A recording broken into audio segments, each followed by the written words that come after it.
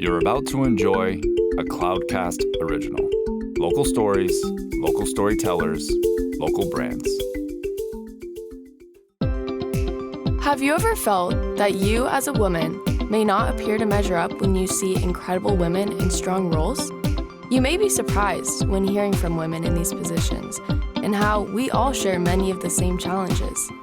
Thank you for joining us for the SheEO Lead-In podcast with Rebecca Jones as we share the journeys of women. Hello, I'm Rebecca Jones, your host of SheEO. We are on an exploration together to discover more about the personal journeys of incredible women in both career and life. We all have paths to share that sometimes take incredible turns, deep resilience, and courage to navigate. My hopes are that the challenges shared here encourage women to take leaps of faith and growth when a journey feels too difficult or unachievable. There is great strength deep within each one of us. These stories are meant to share the ways strong women have taken their dreams to strive and thrive to new heights, despite their sometimes rocky paths, and found a way to lead in. Today we are here with Melinda Staab and Maggie Slater from the She VIP. So, ladies, how are you today? Hi, doing well. How are you? Great. We're great. Great. So, tell us a little bit about your platform and what it does and what you are hoping to accomplish with it. Yes. So basically, Melinda and I came together with a great idea, which was driven by our passion for the community. And we wanted to find a way to stoke the fire of more meaningful relationships between businesses and individuals in the community. So we kind of were brainstorming, we're moving forward and shaping the idea that we had. It was a great collaborative coming together of a meeting of the minds, if you will. And then once COVID hit, we saw that need for that fire to be stoked within the community just really get taken to a new level. So through a need that we saw grow exponentially, we decided to move forward with our idea with a platform to find new ways for the business owners and the members of the community to connect and support each other. Yeah. So you were friends before, I assume? Yes. Yeah. Okay. So how did you look at that and say, okay, you have strengths, I have strengths. Let's figure out how we work together to do this. Because I think a lot of people that might be listening today are really not sure how that connection is generally made. Starting a business is definitely not easy. And I think as women, we look at ourselves and think, can we actually do it? Because I think, I tell people this often, I think as women, we are probably our worst critics of ourselves. Sure, yeah. And so how did that all kind of come together? Yeah. So to your point, each of us has strengths. So both of us are no strangers to entrepreneurism. I would say each of us has started several businesses in our adult careers. But Maggie has a strength for technology and building these platforms. She's been doing this for a while with her own company. I have a background in marketing and public relations, but also in just community connections and bringing people together. So she actually came to me with this idea, and I think just thought, given my connections and the community that I've built in the San Alejo area, online. I didn't build San Alejo. Online. And just bringing that together and finding a way to connect with these small businesses, but to help enhance them because, as you know, marketing and advertising is a very expensive thing for most businesses. Most small businesses don't have a budget for it at all. Mm-hmm. So if there was a way that we could economically and efficiently connect consumers and small businesses and let people know what's around them that they can use instead of jumping online, instead of going to the Amazon or going to the big box stores, who around you can help you find what you need. And not only that, letting people know who these business owners are as community members, because a lot of the businesses that we work with are also our neighbors. Mm-hmm. And people don't know, who they can support in their own neighborhood because we look to, the big box stores and we look to the Amazons. So we just really wanted to come up with a way, again, that's cost effective and efficient for business owners to reach community members. And community members, especially when COVID hit, we found were seeking ways, like would literally go online and say, my family and I wanted to order in. Who should we order from? Who's struggling? How can we help our business owners? So that's kind of when we kicked things into high gear, just to see what we could do to bridge those gaps in the immediate term when it was needed, and then going forward. Well, and I think, too, a lot of people don't really think about intentionally building up businesses within the community is great. But it is generally a lot of times the smaller businesses are your neighbors and your friends and, your friends' friends and all of that. And how do you, continue helping them achieve their success, and all of that is really important, because you're keeping people employed. And, I always tell people, keep it local as much as possible, because, for cities, I think it's really important to have that local tax base. And you know what? Big boxes, nothing against big boxes, but they really are not. I mean, they might be employing some of our neighbors, but they're really not entrenched in a way that our small businesses are. And those funds don't go directly back into the neighborhoods. It's going to a larger corporation, which eventually will trickle down. Yeah. But an interesting example actually came up last week where, for my daughter's soccer coach, they said, let's collect some money and get a gift for the end of the soccer season. And we're like, okay, well, I'll put in this much. And she goes, and I'll just order an Amazon gift card. And I went, no. I was like, here's X, Y, and Z. So we split it up and we bought several local small business gift cards, because I think sometimes the easy response is, what's the quick and easy? It's an Amazon gift card. It's, let's go to Dick's because he's a coach, or whatever it is. We want to be able to give our community members other ideas of, did you know that the new, pizza bar down the street is owned by one of our longtime neighbors? And, the kids go to our schools and the parents do this in our community. Like, did you know that? Because a lot of times people don't. So I think we're still trying to help bridge that through the platform, through social media, any ways that we can get the word out to help, people help support each other. And, with the holidays coming up, she and I have been brainstorming, every single day for weeks on how can we best get in front of this, because it takes some planning. It is easier to go on to Amazon and order things and have them delivered within 24, 48 hours. But if we can plan ahead, and work with these small businesses, then, we can help them have a really successful season. Yeah, you hit the nail on the head, because I think it really is about that visibility, right? So if I can find the same product or service and it's local, even better, because those dollars are going back into my community. And I know that that's a great value that we three share. I would never say that, COVID was a blessing, but there have been some wonderful silver linings that have come out of that. And one of them is a hashtag maybe, I think a lot of the listeners will be familiar with, which is shop local. So having that shop local mentality that actually has spread nationwide, at least I'm not sure about worldwide, but I know that it's a household coin phrase now, that a lot of people are really having more mindfulness in their purchasing. And so that has really benefited us. We can use that shop local hashtag or that shop local mentality to, remind community members that, hey, here's an easy way to find, something that you're probably looking for, or, take advantage of Black Friday, which is almost upon us. Yeah. To go ahead and think forward to, the holiday season and how you can do double good. You can get something great that maybe you could find on a, Amazon or similar offering. But you can find something that is going to be local, so you can get a wonderful, gift for someone and also support the community members around you. I think it opens another door that maybe you haven't even thought about, and that is that when you have platforms like this, it really encourages the local shopping. I think it actually could open doors to people that maybe don't have the confidence of opening a new business that say, okay, now there's all this discussion about this. I see a need, and that's always been my dream to open that sort of business. Wow. You know what I'm saying? Like, for instance, you spoke a little bit earlier about Dick's Sporting Goods. We don't have in our city a sporting goods store any longer. What about the folks that are at home that might be listening about, oh, in my community, there's this deficit, there's that deficit. Rather than buying at Amazon or something that is, like a big, national chain, I could possibly open something that is kind of in my dream that I would really love to do. Yeah.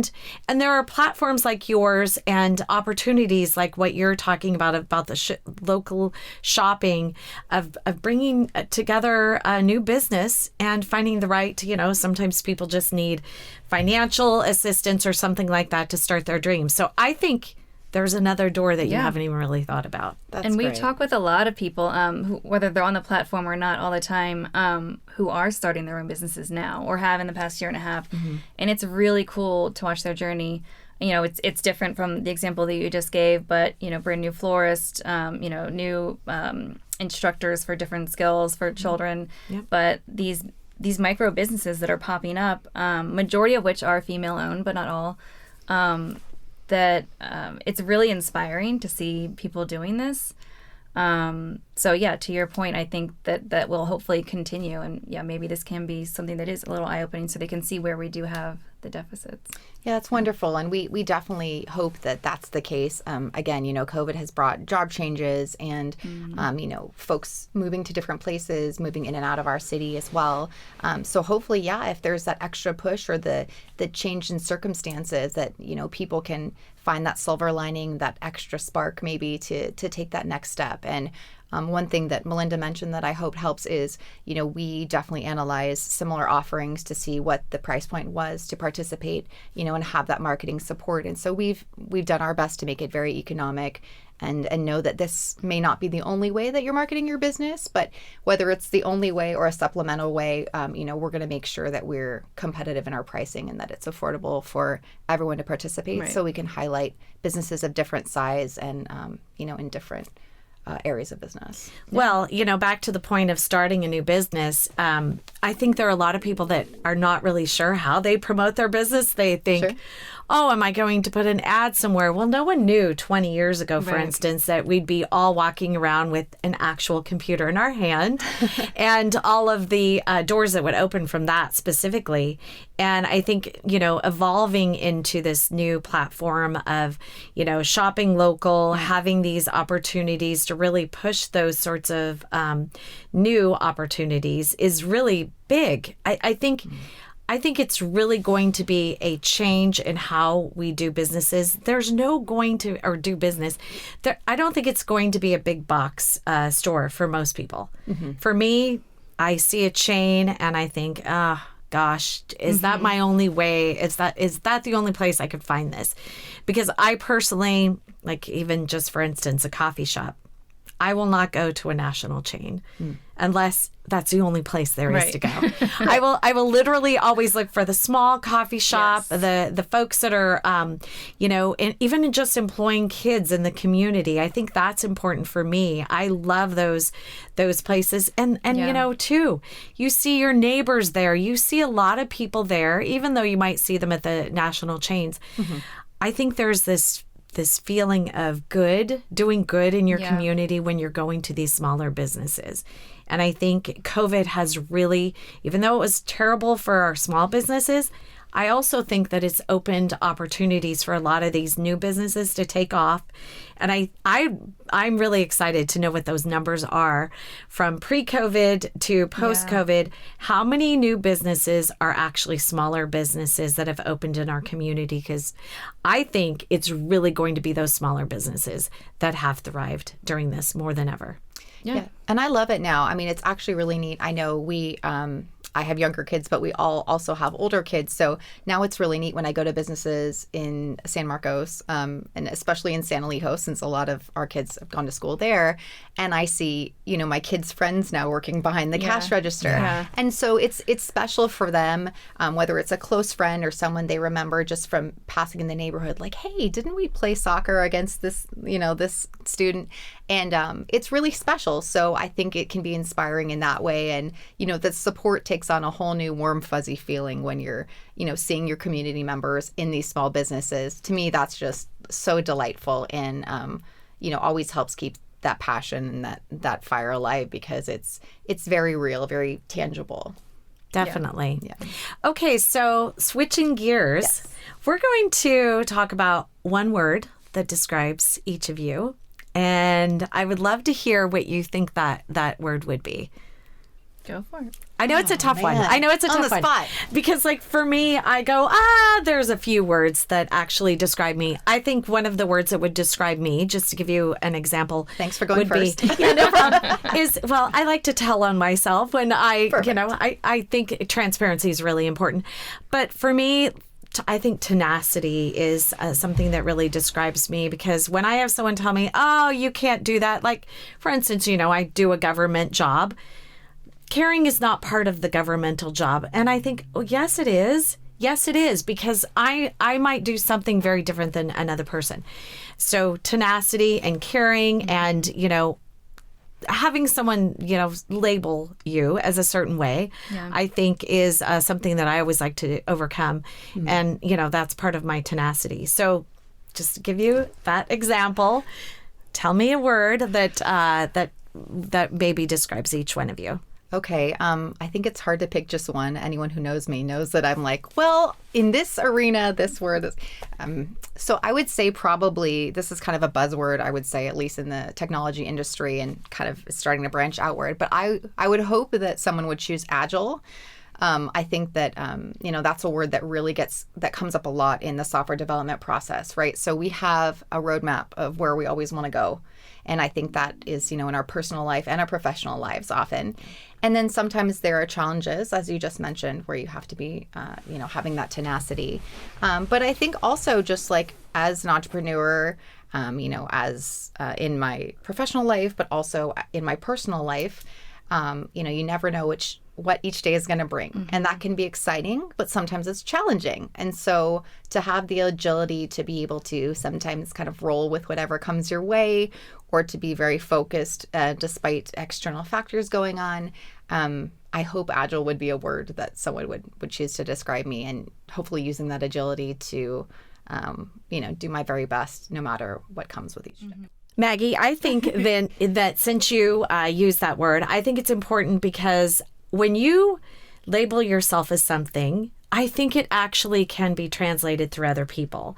And I think, saying, hey, listen, I'm agile, I think other people will start to listen to that. So I think that's a good word for you, for sure. Thank you. And, once you start, I think you're living that, definitely based on all of the things that I've seen and that you talk about too. Melinda, what might be a word for you, do you think?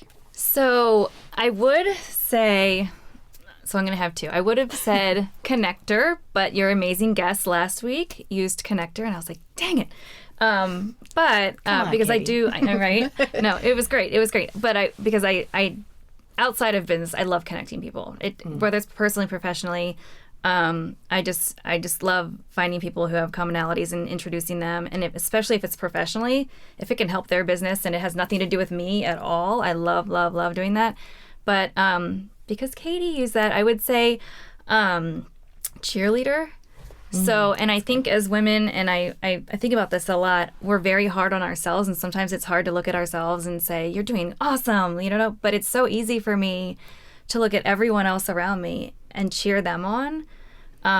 So, I can see, a 7-year-old with a lemonade stand. Actually, we saw one this weekend at the RV park of all things. I'm like, you drove your RV here, set up a little lemonade stand while you're here for the weekend. And I was like, you cute little entrepreneurs. And I could not get over these kids. And I was just praising them. And my son was just enthralled. And, whether it's that or just women in business, I love cheering people on and encouraging them to keep doing what they're doing and keep following their dreams. I think a lot of us as women need to get better at the self-cheerleading. But it does make me feel good to help encourage other people to keep going after it and, to cheer other people on. So I highly, I just love cheering other people on, making them feel good and encouraging. I would agree with that. And so as a cheerleader, you also have to have a mirror in all of it. Well, sometimes I think of the Stuart Smalley, right? Where isn't it Stuart Smalley where he's looking in the mirror and he's like, gosh darn it, like people like me, you're good. And I'm like, I need to do that sometimes to myself, But I think that's a female thing. I can look at every other woman in the room and think she's amazing, she's confident, she's beautiful, she's this. But do we always have the ability to look in the mirror and do that to ourselves? Well, I think society has made that difficult for us because there are so many things that we're comparing ourselves to. Yes. And I think comparing, I mean, I do it too. I'm not going to say I don't. Though I try to compare myself to who I was maybe previously. Yeah. Sure. Of how I've actually evolved. And I think that's an important thing for women to think about. How can I reflect on who I am and previously as far as comparison rather than comparing myself to other people around me? Because comparing is the death of our spirits. For sure. Because there's always going to be someone that you perceive as more beautiful, smarter, more this, more that. Everything is more. But the truth is, am I more than what I was a day ago or a week ago? And hopefully that answer is always yes. Yeah. And how we evolve as our inner self and becoming the best version of ourselves. Because let's face it, I always say this, I'm going to be learning things about myself and then honestly growing till the day I die. Every day. Yeah. And that should be something that's always happening because, you know, as people, we're a work in progress. Sure. I know that sounds cliche, but it's truly, we are a work in progress. And I think the pandemic has really shown us where we need to work on ourselves and become better versions of ourselves. So that being said, how do we balance all of what we want to do and all of our responsibilities in life, whether that be with our kids and work and all of it together? Because life's hard, isn't it? Sure, Life is definitely. really hard. Yeah. Yeah, So tell me. definitely. I think that I think it kind of ties into what you were speaking about just before that, which basically is like, you know, if we're trying to not be comparing ourselves to others, which can be hard, as you said, I think just the way that I try to tackle that is probably bringing a little bit of my business life into my personal life, or taking a same strategy that I have on the business side into the personal side, which is goal setting. So I like to set goals that are almost always time bound, but having short-term goals and long-term goals. So it's not just like a long dragging of the self to the finish line of that long-term goal, but also having some, you know, goals that are achievable within, you know, maybe it's just the end of the week or the end of the month, and having a measurable metric. So something that I can just, you know, hold that inside myself and say, hey, I'm going to celebrate this small victory. I know that's something that I try to model for, you know, as a mom, you know, in our family.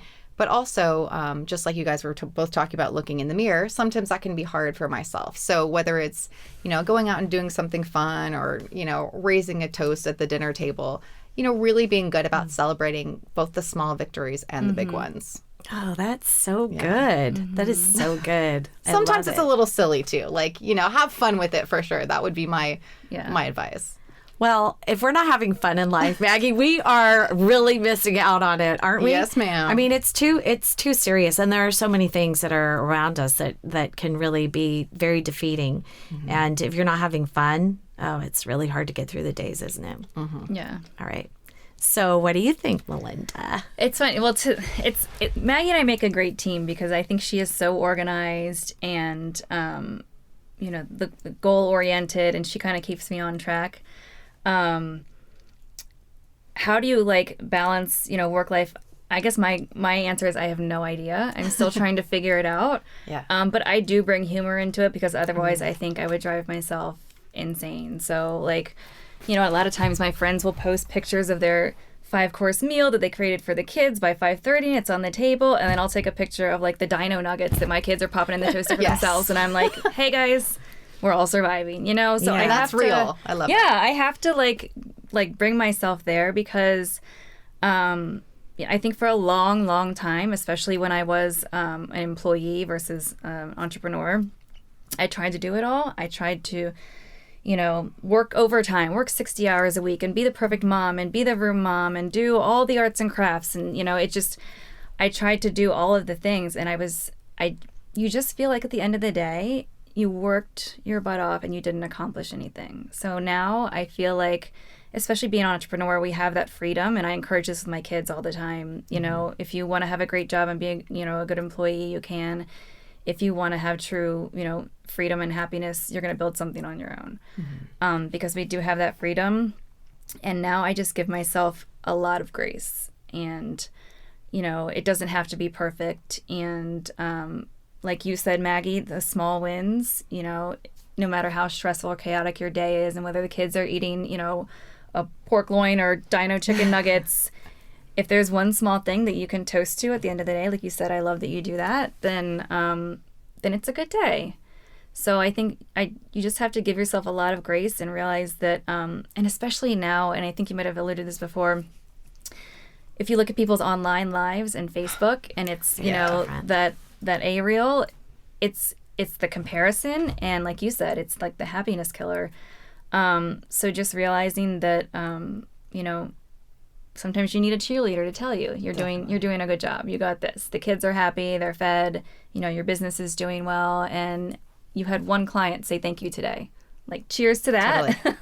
Totally. Let's watch some Netflix and go to bed. So, I don't know. Giving myself grace is a huge thing, because you strive for perfection, and nobody can meet that. Yeah. Nobody can live up to that. We're work in progress again. And just like you were talking with the traps, Melinda, or Rebecca, I think that's a great point, Melinda, is like, it does sometimes look perfect, and that can be very like, to be quite honest, like very suffocating. How am I going to do all the things, be, a great business person and wife and mother and family member and friend and all of the things. And, quite honestly, your kids making dino nuggets, I'm like, well, your kids made dinner on their own. This is a great victory. That's right. They can cook. Yeah. So, just really, I think that normalizing like the realness of our day-to-day lives takes that pressure off us as women to do all the things and be all the things. And that's one of the many things I love about you.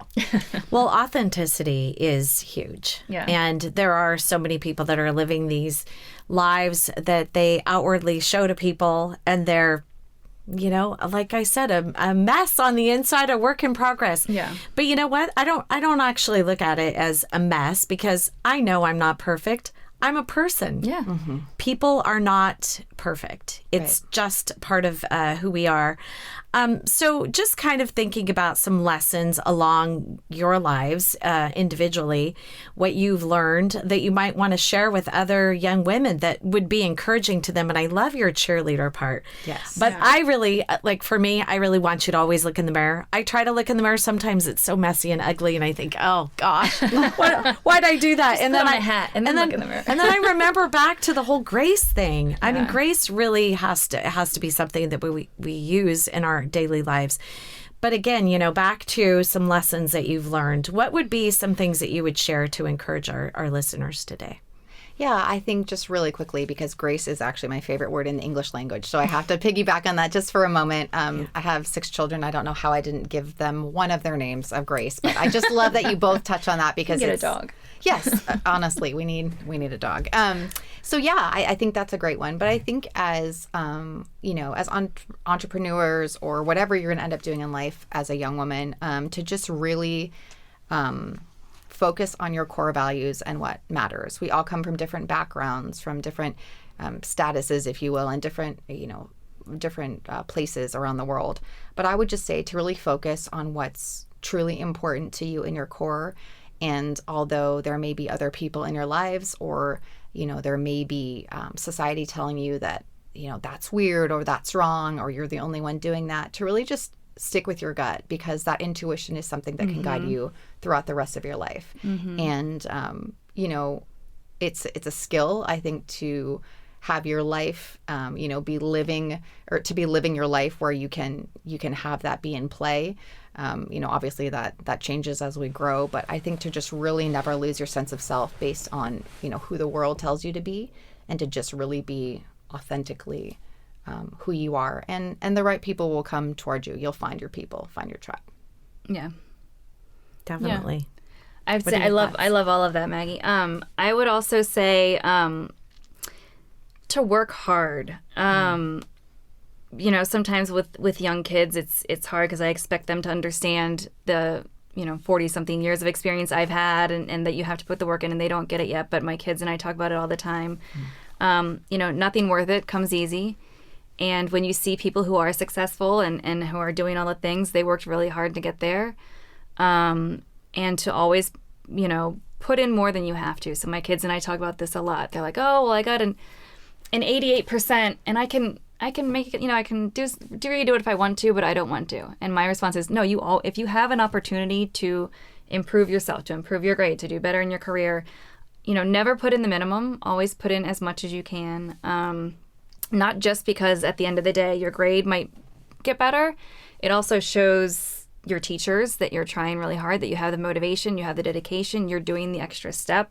Whether you have to do it or not, if it's going to, give you self-improvement, just do it. Always put in the extra effort. Definitely.